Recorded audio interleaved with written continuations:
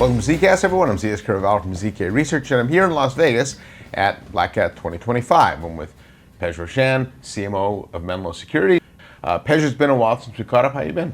I'm good. Thank you for taking time to connect today. It's exciting. Yeah, I think since we talked last, a lot has changed.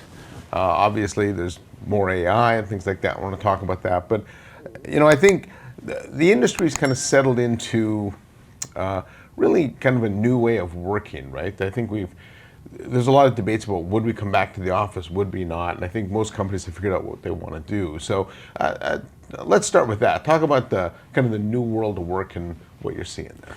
Yeah, I think it may be a platitude to say that hybrid work is the preponderance of methodology that most enterprises have embraced.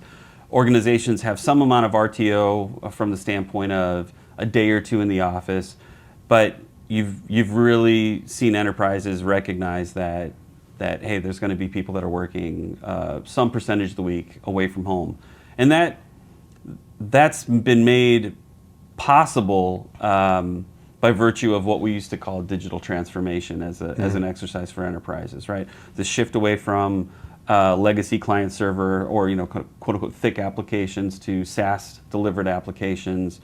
Improvements in remote access technology, improvements to device technology have made that all possible. When we talk to CISOs and CIOs, the challenge that they're running into is on the security side of things and securing these users is the security stack that they had in place, whether it's, if you can think about that, and again, I'm using broad brush here, but like you have identity, you've got data security, endpoint security, network security, cloud security, security operations. If I didn't say it already, identity. These kind of core areas were really oriented around securing infrastructure and components. Yes. And now as you kind of shift to this notion of hybrid work, and I can be anywhere. I'm an island in the stream, so to speak. You see that security solutions have to now orient to securing the user, meeting the user where they work and how they work. Yeah, I was going to say, it's interesting that when you look at all the data around breaches, because we're still getting breached at record rates, ransomware is up, right? In general, it's very rarely an infrastructure breach. So I think for the most part, the firewall vendors, governments have done a good job of securing those things, and now it's around credential theft and breaching the user itself. And so talk a little bit about that, about how much more focus there is on making sure the user is secure versus the critical infrastructure, which is still important. Absolutely. Right? Securing infrastructure, still crucial. You don't take your eye off the ball there. But because you now have, look at it this way. As a user, I used to come into the office and I could feel confident that the hard, crunchy outside of the network was going to keep me secured when I'm sitting at my desk. But the essence of zero trust is that I want to shrink that perimeter as close to the end user, to that application, to that data as possible. So I have to be just as secure when I'm sitting in the parking lot of my kid's high school or at my desk at home as I am when I'm in the office. Yeah. And so extending that infrastructure security where it makes sense, that's a big part of what we see with SASE and SSE. But ultimately, we talk about phishing and credential theft. We talk about ransomware and malware. These are attacks on the end user. And the end user is typically interfacing with SaaS-based applications, whether it's email all the way through my productivity suite to my line of business applications. And I'm accessing these via the browsers. And the attackers know that. They know that this is where we're where we're interfacing, and they recognize the shortcomings of network security and of endpoint security in the fact that the browser itself is like an operating system running on top of our devices. It's got millions of lines of code. Like you wouldn't think that, but this simple, they're pretty sophisticated, very sophisticated. Chromebooks are running on Chrome OS, right? This is legitimately an operating system, and things are being compiled just in time inside of the browser, which means I can have attacks that look harmless over the wire, for lack of a better expression, and have are 0 hours, so there's no signature for my EPP and EDR to catch. That attackers leverage, that they now have this weak spot. That's why you always see focus around compliance training. Don't click the link, double check the link, because that becomes the vector of the attack. And that's where thinking about browser security becomes a very necessary part of the stack for enterprises. Yeah, you brought up an interesting point about working remote versus working in the office. And I don't know if you've seen this, but I've noticed a trend where certain types of companies, won't work for all of them, but if you're retailer, law firm, things like that, some of them I've talked to have moved to this model where you don't think of in-office, out of the office. You just treat everybody as if they're working at home or in a cafe, right? And so you don't need a lot of that corporate infrastructure anymore because every worker can be treated like that cafe-like worker. And the benefit there, I think, is that it creates a very consistent user experience. Because I think one of the things that users struggle with is when you're out of the office, you got to use a VPN or the browser-based version of something. When you're in the office, you use this version. And that inconsistency creates a lot of user frustration. So for sure. Yeah, I'm just wondering if that's something you've noticed in your customer base. Absolutely, and I think that gets taken to another level when you start to factor that not every employee that you're supporting and securing is a managed user or on a managed device. So you may have contractors, you may have consultants, you might have users that are taking advantage of BYOD. I can tell you, like, when I travel, my preference is not to use my 16-inch MacBook, but to use my 11-inch iPad, because it's just more comfortable to use when I'm on a plane or on the go. So there's inconsistencies between managed and unmanaged, as well as in-office and out-of-office. And providing a consistent experience, again, makes the last thing you want. It used to be where it was okay that if security was impinging on how people work because of the criticality of making sure we were securing the organization. I think that's dated thinking in this day and age. I actually think there's an interesting aspect to bring to that. If I can create that consistent user experience, then all of a sudden, I think historically, if you ask most users their opinion of security, they'll tell you it gets in the way, it's a business inhibitor. If I put the right type of security in place, then in some ways it's a business accelerator, because then I can have more people working in more places.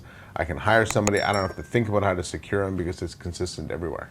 Exactly. I completely agree. I think if you can make security consistent, well understood, and as transparent as possible, it becomes a booster. You can get a solution that is accelerating how people go, even if it's from the psychological to the actual, I've taken 10 steps of logging into, I've got one step and I'm now covered. Absolutely. Yeah. And we see that even manifest itself in the types of applications that are being used. So like one of the hottest topics here at Black Hat is around AI.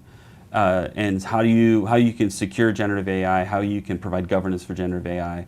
When we started these conversations about 2 years ago, CISOs and CIOs were telling us that they were just from a policy standpoint saying no, like don't use this. They're worried about data exfiltration. They're worried about data leakage. And now you're seeing boards mandating that, hey, we need find ways to use Gen AI to make your teams more productive, to extract more productivity out of the normal things that they do, so that you can take the human elements that do require unique innovation and thought, and put the human elements there and have the mundane dealt with Gen AI. And that puts a new level of pressure on, okay, I'm worried about the data leakage, but I do want to expand the capabilities of what these users can do. And this has been a real conundrum for enterprises, looking for solid ways to secure Gen AI, but still provide rigorous access to it, as an example. Yeah, so much of this leads up to, I think, what Menlo does best, which is browser security. And so talk about how that market's evolved to meet a lot of the newer kind of AI threats and really this world of agentic AI that's coming. Great question. So Menlo Security, we focus on browser security. There's a couple key principles that we try to adhere to. One is we don't want to get in the way. So I think over the last, I want to say, month, you've probably seen a new type of browser making its way into the headlines, which is the AI browser. Yeah. You've seen OpenAI talk about their forthcoming browser. It's going to be, the agent front end to ChatGPT.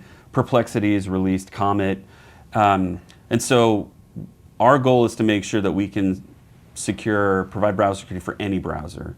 And by having a cloud service that transparently connects to that browser, you can use Chrome, Firefox, Safari, Edge, any of these new browsers in order to provide browser security, which has, from the inbound side is protecting against common threats like phishing and credential theft, as well as file-based threats around ransomware and malware, but also ensuring that when you're using these AI-based solutions, there's a good governance angle in place.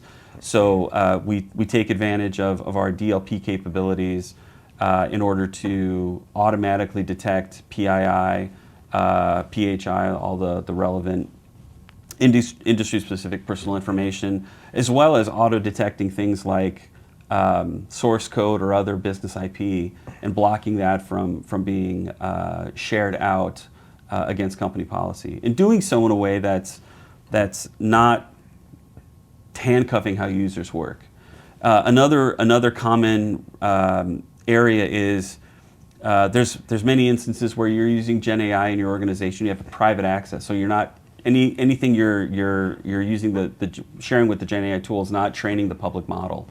At Black Hat, we've announced a new suite of capabilities called Menlo Adaptive Web, where if, let's say, Google Gemini is my sanctioned LLM, and a user opts to, let's say, go to ChatGPT, just because they, from a brand perspective, that's the one that they prefer to use, we can actually redirect them back to Gemini. If they decide to go to Perplexity or to name your favorite second-tier tool that's coming out or new tool that's coming out, we can redirect them back to what's sanctioned to ensure that they're not accidentally, unknowingly leaking information out into the public models.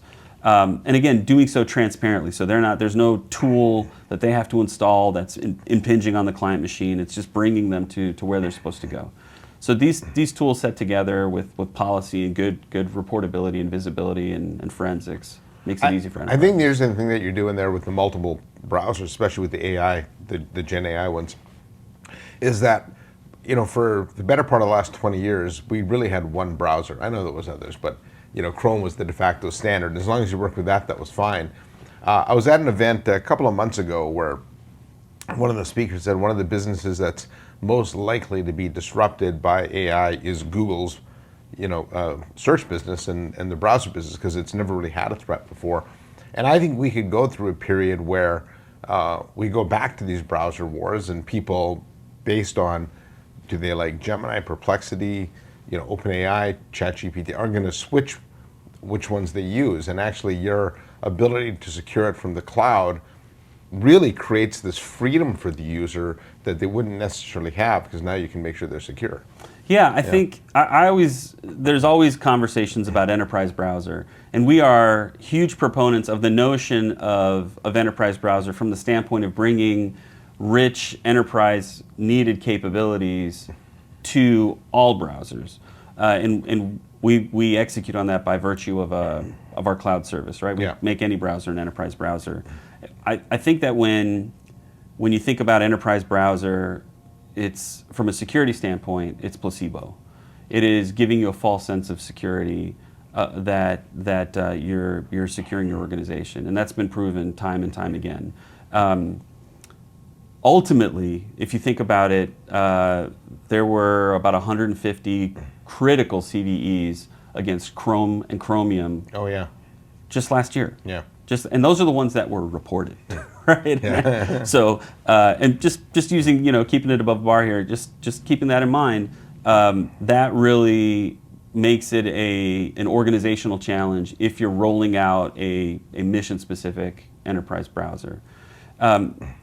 We're seeing the role of the browser, and like you said, search changed significantly, where the browser and search were your jumping off point into getting to the information that you're looking for. And now we're seeing that AI is becoming the destination, right? You're getting everything consolidated into a single answer, and you can see how the work has been generated and all of the citations. And playing with Comet was really an eye-opening experience for me, where instead of being presented with a URL line, I now have the agent that's saying, what would you like to do? Yeah. What are you trying to accomplish? I'll go do it for you. And that changes the game specifically. And if you think that Comet being the initial manifestation is the end of the line, this is just the beginning. You can only imagine what's going to come from Chrome, what's going to come from Edge. And so locking yourself into one browser for the sake of securing the enterprise or application delivery is just folly. Yeah, well, those days are over. Yeah. Users are going to use what they want to use, right? Exactly. So, Yeah. And so, all right, well, it's interesting that not only has the nature of work changed from where we work, but the tools we use.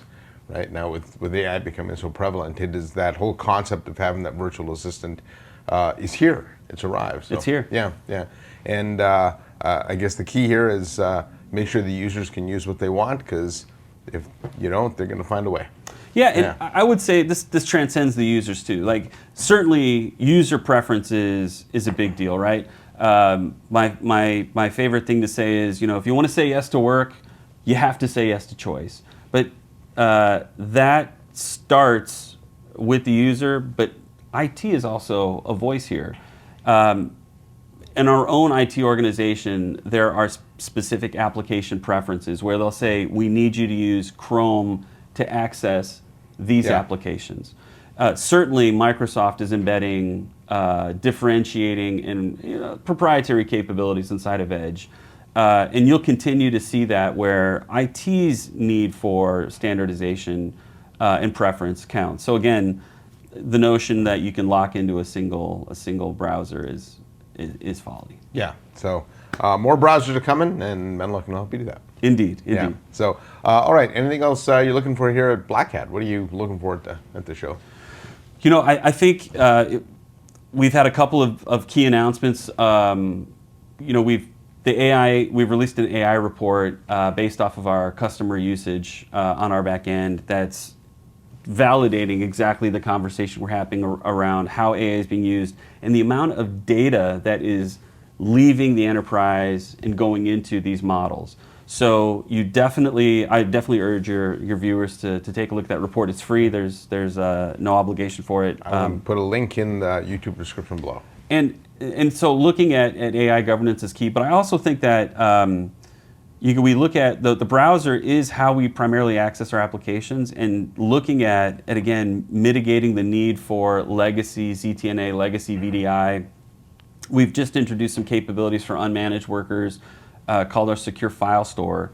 So now you can have unmanaged workers on their devices, accessing secure company data without ever downloading it to the unmanaged device. So you don't have to worry about data leakage to personal devices or to contractor devices. That's a great new capability that we're announcing at the event this week as well. Oh, good. Well, that's as you and I have been saying for a while. It's not your father's enterprise browser anymore, is it? So even your older brothers. Exactly. Yeah. Thank you, Zeus. I appreciate it. Thank you. it. So on behalf of Pej Roshan from Menlo Security, I'm Zeus Kerravala from ZK Research. Thanks for watching. Hit that subscribe button and give us a like, and I'll see you next time on the next episode of ZKast.